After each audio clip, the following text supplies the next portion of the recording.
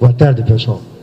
Vamos dar continuidade à Assembleia da Incopa, que foi instalada no dia 5, suspensa para continuidade hoje, esclarecendo os seguintes pontos. O quórum é aquele da instalação, a taxa PETAX é a mesma que foi a da instalação um dia anterior à Assembleia. Quem quiser se manifestar, eu peço que venha à frente para poder ser gravado. E convidar o Dr. Guilherme para ser o secretário. Pode permanecer, daí só. E dá a palavra ao Dr. Geraldo para a continuidade da Assembleia.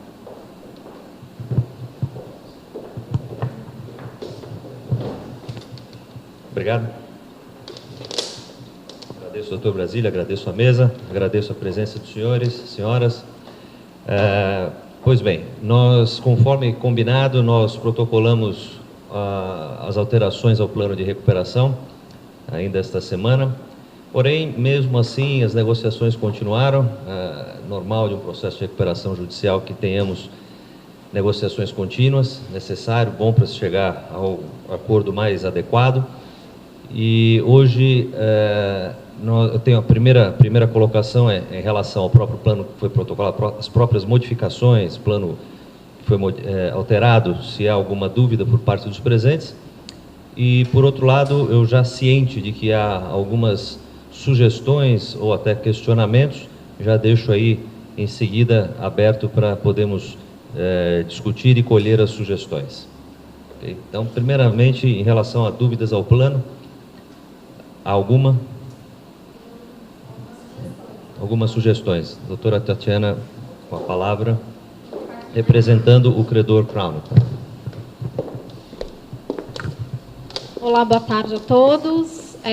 Meu nome é Tatiana, eu represento 2 credores, Crown Capital e Fundo Agro 1. Queria saber das recuperandas se é possível, pelo menos, estabelecer a possibilidade de criação de mais de uma UPI.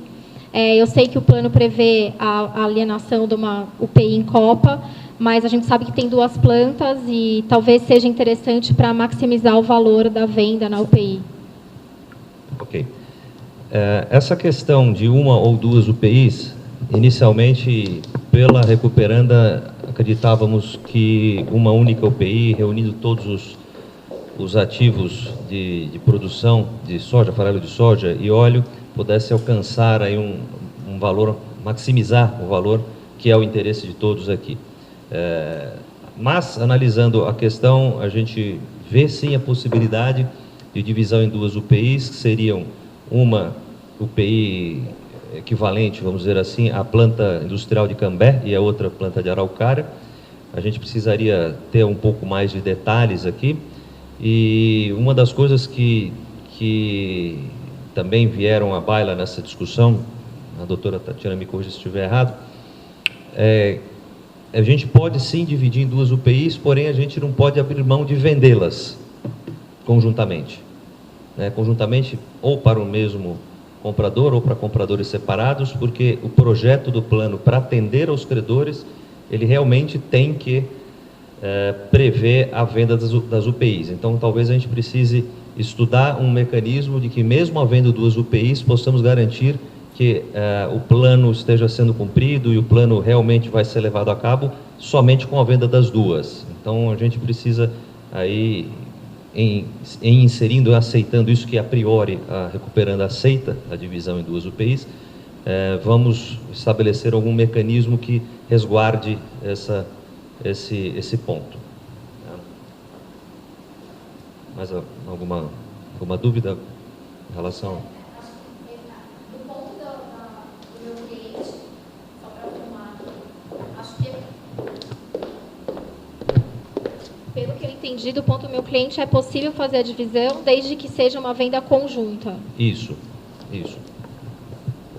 Acho que é possível estabelecer. Sim, é possível. Vamos, a gente vai... eu sugeriria já antecipadamente, até já antecipei também aqui para a mesa, que uma vez colhendo as sugestões dos presentes aqui, possamos ter um breve interregno, uma breve suspensão para poder analisar e trazer os termos exatos com que essas sugestões, caso aceitas, os termos exatos com que elas entrariam nesse novo termo aditivo, que eu chamaria aí de um termo aditivo consolidado com todas as sugestões, que substituiria qualquer outro. Tá? Então, voltando aqui a palavra à Assembleia, aos credores, alguma dúvida? Tá. Acho que em relação também à classe 1 existe uma dúvida, na verdade, doutor Federico.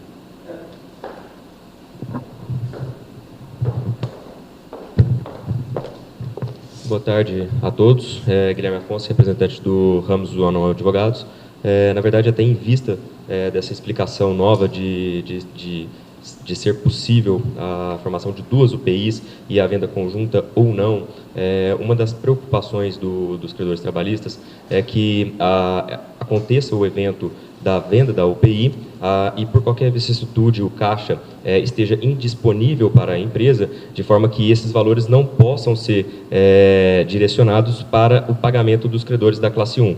Então, assim, haveria o esvaziamento da garantia e não ocorreria a quitação dos credores. A princípio, a solução imaginada pelo RZ Advogados seria a condição de que para a efetiva transferência da posse da propriedade da UPI ocorresse a efetiva quitação dos credores listados na classe 1. Mas agora precisamos entender melhor se serão 2 UPIs e se o momento da alienação das UPIs for em momento diferente, como que ficaria essa questão também no plano, como que seria endereçado isso no plano? Obrigado.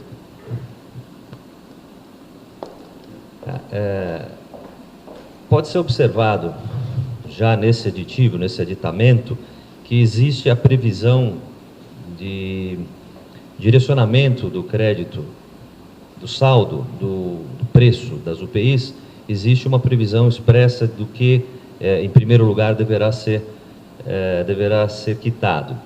A preocupação, pelo que entendo aqui, representada pelo credor Ramos do Anon, seria uma garantia extra, alguma maneira de isso ficar mais efetivo. Nós entendemos que é possível direcionarmos que a venda, que o preço da venda, parte do preço da venda até um determinado limite, seja diretamente depositado na conta do credor. Isso valeria, obviamente, para todos os credores da classe 1, desde que os créditos sejam líquidos e estejam reconhecidos, de maneira que é uma sugestão que a gente pode colocar. Agora, tendo em vista exatamente a questão da divisão em 2 UPIs, restaria como ajustar isso, se na venda de uma ou de ambas, ou a primeira ou a segunda, que ainda é um objeto que a gente gostaria depois de debater com um pouquinho mais de detalhe para a gente poder inserir a cláusula. Novamente, lembrando, o que nós estamos discutindo aqui são sugestões que vão constar em ata para depois serem consolidadas no termo aditivo que temos apresentado já em juízo. Tá? Mas, assim, em última análise, é possível albergarmos aí a sugestão do credor Ramos do Anon.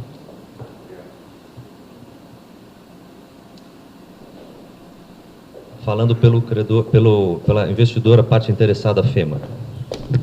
Doutor Eduardo Asperti. Boa tarde, Eduardo, falando pela investidora FEMA.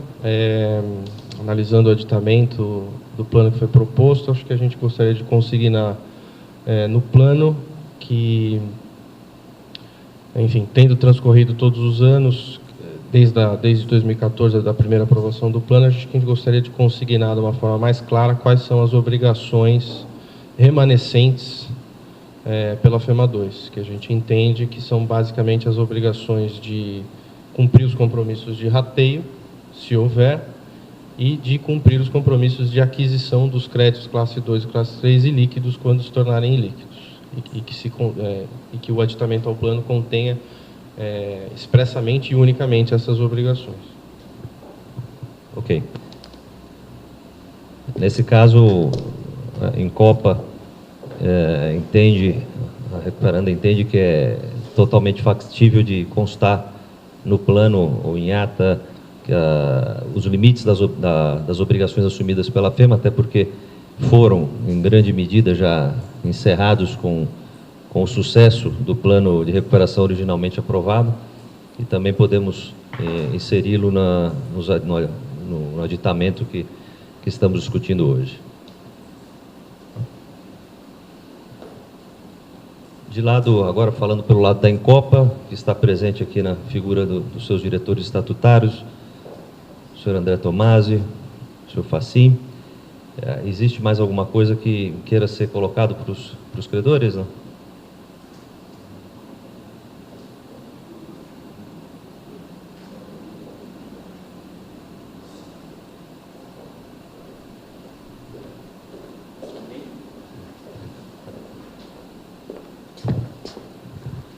Márcio, sou advogado originário da Encopa na recuperação. Tem uma questão com relação à destinação da margem líquida de um contrato de arrendamento, né? A gente gostaria que ficasse consignado que ficasse resguardado para a recuperanda estimar esse caixa mínimo que seria destinado ou não para a quitação aí do crédito remanescente que permanecesse na Encopa Trade. O plano ele traz essa previsão. Eu acho que talvez à vista da observação da empresa podemos aí melhorar um pouco aí a maneira como isso está expresso, e aqui podemos mencionar especificamente, mas não apenas, os créditos trabalhistas, os créditos tributários e as obrigações relativas à própria recuperação judicial, né? Inclusive administração judicial e outros custos inerentes ao processo. E isso, acho que nessa última mudancinha que faremos agora, podemos inserir com clareza e deixar essa questão mais bem assentada, de maneira que também não vemos problema. Obviamente, estamos falando pela Encopa, né? Não vemos problema, e eu acho que os credores... Só por uma questão de ordem, acho que a gente pode estabelecer e aumentar, desde que isso, o credor que vai, para quem vai ser pago essa margem líquida, também possa contestar conjuntamente com as recuperantes. Não, sem dúvida. Sabemos que... Para que haja um equilíbrio. Do lado da Encopa, o investidor e os credores, a gente tem que colocar e assentar. Então, a doutora Tatiana, repetir aqui a preocupação do credor Crown. Não, que a gente entende a preocupação das recuperandas, mas como representando o credor que vai receber a receita da margem líquida, acho que o ideal é que haja uma conversa entre recuperandas e credor com relação a esse caixa mínimo. Então, do nosso ponto de vista, a destinação da margem líquida pode vir atrelada a determinados valores, mas isso precisa ter a participação ativa do credor também. A Encopa entende que, de fato, não pode abrir mão de ter o valor dos créditos necessários para fazer a operação dela girar, né? Por outro lado, também entende que não pode unilateralmente impor que tipo de pagamento traz aos credores. A gente tem também, do nosso lado, a clara visão de que tanto a investidora quanto a investidora FEMA, quanto os credores Agro 1, Crowned, sempre tiveram participação colaborativa no sentido de ajudar a Encopa a superar todo o período de crise em que ela estava. A Encopa é um modelo, é um caso de recuperação bem-sucedida, todos aqui sabemos disso, e o objeto, aliás, dessa assembleia, desse editivo, é justamente resolver os créditos que estão pendentes de resolução, os créditos reestruturados. Nós temos algumas propostas, algumas ideias relativas a como endereçar esses valores específicos, lembrando que o aditivo ao plano, na verdade, prevê, além das UPIs, o crédito remanescente que não acompanha as UPIs, ele permanece com a Encopa, e nesse momento estamos falando deste crédito que permanece com a Encopa, renomeada Encopa Trader, e como é o pagamento desses créditos. Então, a gente tem algumas propostas e gostaríamos de ter uma rápida conversa com o credor, por isso que eu já tinha adiantado, gostaríamos de pedir aqui entre 30 a 45 minutos aí de suspensão, para a gente poder fechar esses pontos, rapidamente esses pontos que foram colocados aqui, poder consolidá-los no nosso aditamento e fazer uma explicação mais objetiva e direta, para aí então podemos levar à deliberação final. Dr. Márcio, tem mais alguma? De acordo, acredito que é possível. Ok. mais alguma manifestação dos senhores? E não havendo... Doutor Geraldo, eu só queria colocar um ponto. Na cláusula 6.3 do plano original, consta o seguinte: assunção do passivo não sujeito à recuperação judicial. Com a aprovação do plano de recuperação judicial em Assembleia Geral, a FEMA assume todo o passivo do Grupo Incopa, ressaltando-se que o passivo relativo à recuperação judicial será pago nas condições aqui propostas. Isso daí se mantém como ficaria, porque eu acho que esse também é um ponto que deverá ser tratado, né? Esse é exatamente o ponto colocado pelo doutor Eduardo, né? A gente tem aí uma proposta a fazer para a FEMA para finalizar isso, mas a rigor a própria Incopa entende que, uma vez resolvida a proposta original de reestruturação da empresa e os 250 milhões, que era o valor original a ser colocado, a própria Incopa entende que a FEMA, a responsabilização da FEMA tem que cessar nesse valor e está encerrado, porque ela já deu provas de que realmente tinha capacidade, como de fato tinha e como de fato colocou, em capitalizar a empresa ou melhor, em reestruturar o passivo da empresa, que era esse, vamos lembrar, o espírito original do plano. Os credores tinham preocupação de que se a FEMA iria de fato pagá-los, né? Então, esse era o espírito original do plano e está cumprido. Então, a Incopa entende que devem cessar as obrigações, porque ela cumpriu o que ela realmente havia se proposto. Mas eu acho que nesse pequeno interregno aí que a gente gostaria de ter para discutir os termos finais do plano... A única, só uma observação, é que seriam os créditos não sujeitos, né? Que eu acho que teria que ser esclarecido neste aditivo, para que não haja depois qualquer base de... Sim, da mesma forma que o plano original trouxe essa obrigação para a Incopa, para a FEMA 2, o aditivo deve retirar essa obrigação da FEMA 2 e a Incopa está de acordo.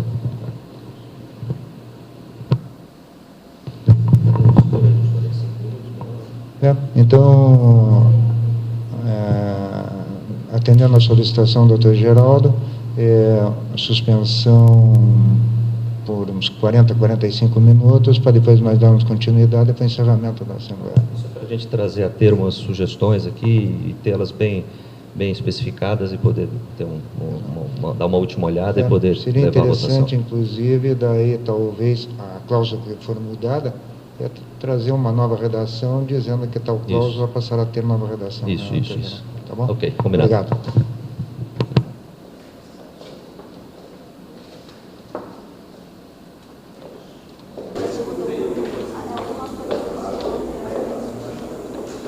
Bom, pessoal, vamos...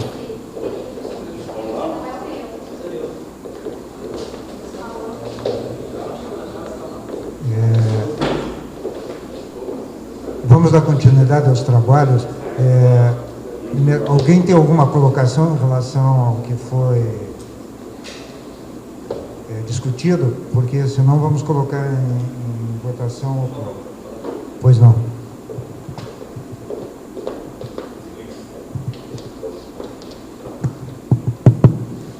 Bom, senhores e senhoras, nosso pequeno interregno aí que se estendeu um pouco mais, peço desculpa aos que ficaram esperando, foi necessário.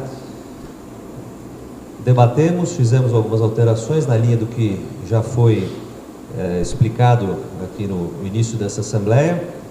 Todas as nossas alterações estão inclusas no aditamento, estão todas consolidadas. Os senhores já tiveram oportunidade de ler. Parece aí que nenhuma dúvida sobrou em relação ao que foi colocado, todos já leram. Sobre a questão da votação, conforme disse o doutor administrador aqui, apenas lembrando que os créditos que estão sendo debatidos nesse momento, que haverá uma mudança na forma de pagamento, são os créditos reestruturados, os da classe 3, ou seja, da classe 2 à classe 3, a Recuperando entende que são os únicos que têm direito a voto, porque os demais mantêm a condição de pagamento. Embora na classe 1 a condição de pagamento ainda esteja mantida, há alguma alteração na forma, de maneira que a recuperanda entende que a classe 1 possa manifestar o seu voto. E se ninguém mais tiver nenhuma questão em relação ao que colocamos, estamos de acordo aqui de começar a votação. Bom, eu entendo, doutor Geraldo, o seguinte: como houve essa discussão de que todos estão satisfeitos com a alteração do plano, entendo por bem que deve existir voto de todos, que não deve alterar em nada Entendo. A questão é ter voto de todos os presentes, sim, independentemente da alteração. Assim, por uma questão formal, eu pediria que o voto dos credores, me parece que existe apenas um, que é o Banco Intermédio Inter, né? É o único credor aqui presente que tem crédito. Por uma questão formal, uma vez que o crédito deles não sofrerá nenhuma alteração na forma de pagamento, inclusive é um crédito que boa parte já está depositado em juízo, eu pediria que o crédito fosse colhido em apartado. Separado, então. E vai votar, mas o crédito vai ser contado de maneira separada. E aqui pela ordem, temos transferências até pelo artigo 45 da lei. Como não está havendo nenhuma modificação, nem da forma de pagamento e nem no prazo, a gente entende que o Banco Intermédio não tem direito de voto. Eu entendo a posição do administrador judicial e da colega, mas eu quero que conste em ata que a Crown e o Agro 1 se opõem com relação ao voto. Mas ela o voto dela vai ser colhido em separado, vai constar só na ata. Ok, só quero que conste em ata que a gente entende que pelo 45 ela não tem direito de voto. Bom, então vamos dar continuidade? Podemos levar a votação, então. É a classe 1, a senha número 1, que é a única. Sim pela aprovação, não na negativa. Crédito do Ramos Zuano Advogados, sim. Classe 2, senha 1.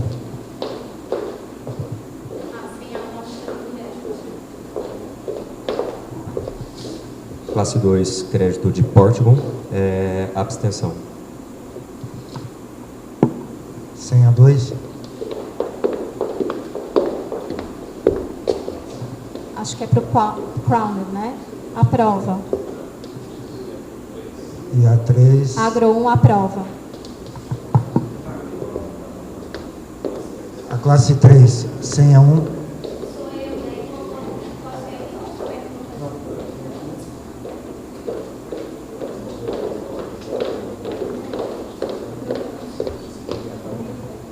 O seu voto vai ser colhido em apartado, então consegue dar em ata. Não aprovação. Senha 2.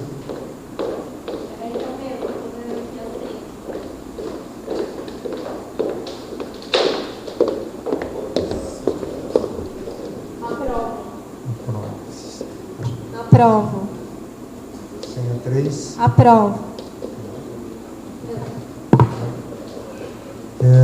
5 minutinhos aqui só para a gente apurar o resultado e dar.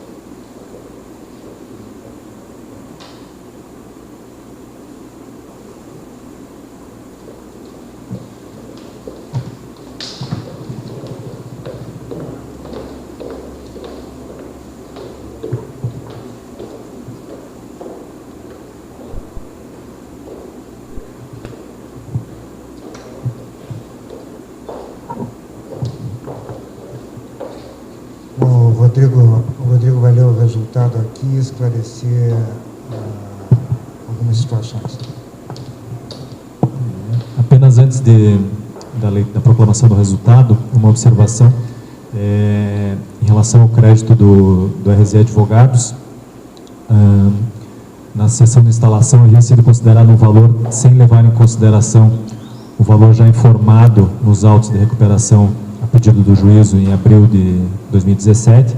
Então foi feita uma retificação, isso não influenciou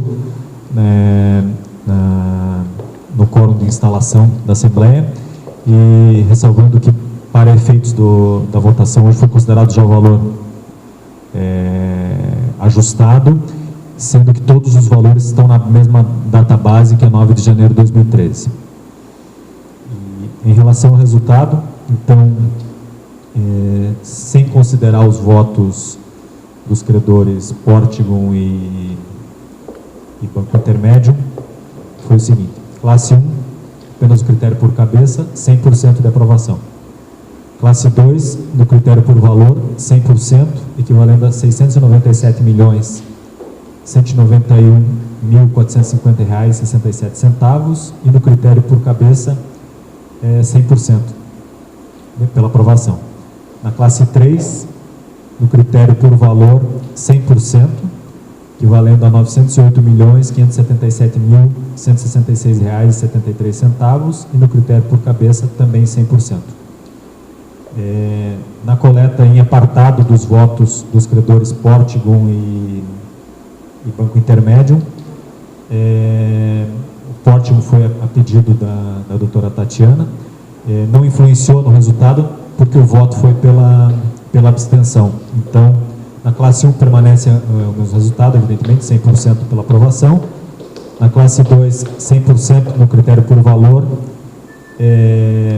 equivalendo a R$ 697.191.450,67, e 100% no critério por cabeça. E na classe 3, considerando que o crédito do Banco Intermédio é ilíquido, o valor, no critério por valor, houve 100% de aprovação, equivalendo a R$ 908.577.166,73, e no critério por cabeça, houve aprovação com 66,67% das cabeças presentes.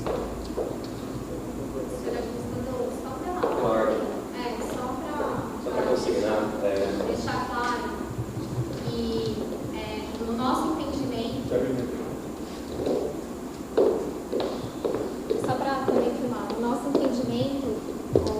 hipotético de Portman na classe 2 também não teria direito de voto, uma vez que não tem nenhuma alteração nem na forma de pagamento e nem na quantificação, para constar isso em ato. Bom, a consignação feita a posteriori, eu gostaria... A princípio, está ligado.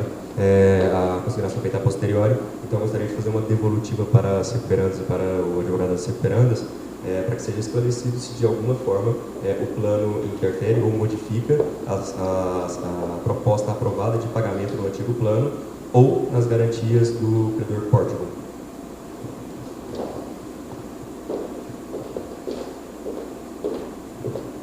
Ok, resposta ao Portugal.